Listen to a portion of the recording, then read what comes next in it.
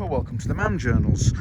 Some of you who've subscribed to my channel will know that they are the digital ramblings of my motorcycle adventures. Sometimes I do long ones and quite detailed, and sometimes I just do first impressions. This is the latter, and this is the Suzuki V-Strom 650.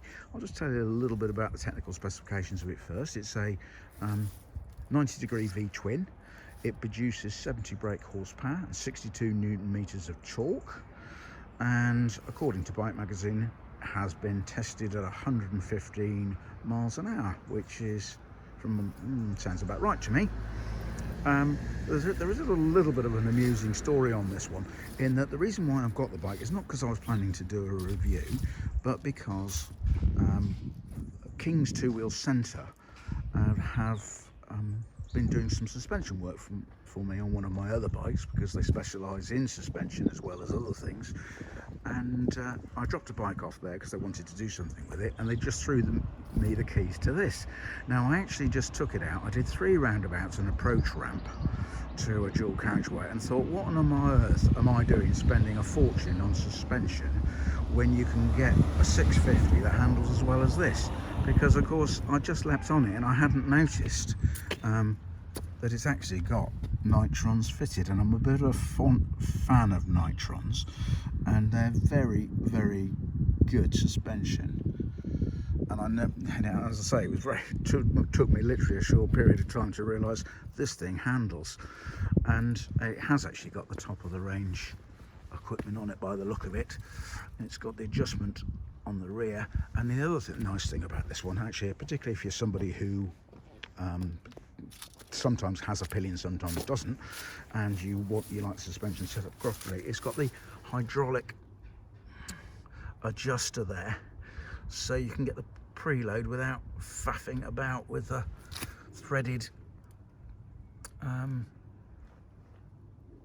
nuts on the standard unit. So that is really good. It's a nice, lovely piece of engineering, lovely and tactile, and you can adjust it very easily. I've already faffed about with it, so Craig, if you're watching, sorry, I'll put it roughly back to where you had it, but I just wanted to be a bit closer to the ground, vertically challenged at 5'8". Anyway, in terms of weight, the bike's 216 kilos, and now I've said that, I'm going to try and translate it into my head into pounds. So 2.2, 475 pounds. So that's actually not a light bike, but although it rides perfectly easily, it doesn't feel any weight in it. But that's actually heavier than my 900 Kawasaki, which is the one they've done the suspension on. So it's not light. Apparently it does about 60 something miles to the gallon. I'm interested in this class, actually. It's doing very well, the 650 class, and in particular Royal Enfield with their Interceptor and the new Triumph that's come out.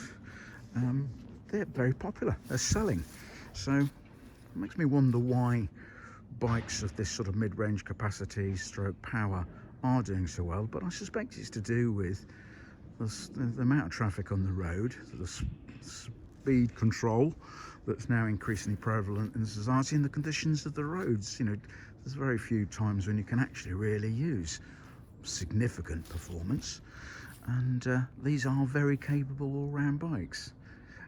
It's a bit of an understated bike, and I'll say it, the standard bike is 8,299, but I suspect by the time you put all this on, it's over £10,000. So this particular version isn't cheap, but I think you could make very good progress. I've done about 70 miles on this bike this morning, out in the Cotswolds, which is where I am now, and you can make good progress. And it's very short-footed as a result of that suspension, and it's got a nice engine. It's producing, you know, nice sensible torque just where you want it. So I think I'm beginning to understand why these 650 stroke middleweights are doing well. Anyway, I hope you find that of some interest, and ride safe, stay well.